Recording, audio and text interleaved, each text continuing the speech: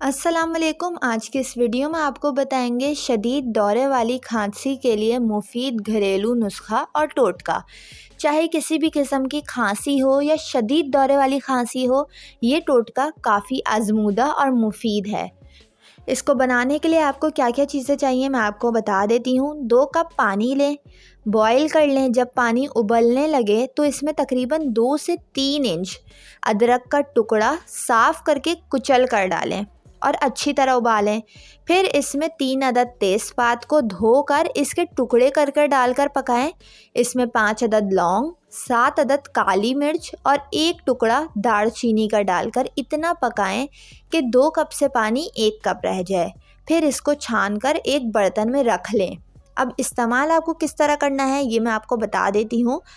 1 cup गर्म पानी लें, इसमें 4 चम्मच जो कहवा बनाया है वो डालें और 1 चम्मच शहद अच्छी तरह मिक्स करें और गरम गरम पी लें।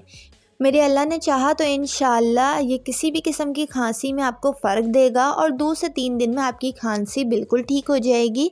ये नुस्खा खांसी के साथ साथ अगर गला बैठ जाए या सीने में कंजक्शन या जकड़न हो उसमें भी किया जा सकता है।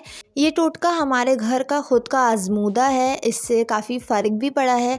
डॉक्टर्स की बहुत सारी दवाई भी ट्राई की लेकिन खांसी बिल्कुल भी कम नहीं हो रही थी। आजकल जैसे काफ़ी खांसी का मौसम भी चला हुआ है तो आप ये टोटका इस्तेमाल करें, आपको भी काफ़ी फ़ायदा होगा। उम्मीद करती हूँ आपको ये वीडियो पसंद आई होगी। वीडियो पसंद आई हो तो वीडियो को लाइक और मेरे चैनल को सब्सक्राइब करके बेल नोटिफिकेशन ज़रूर ऑन कर लें।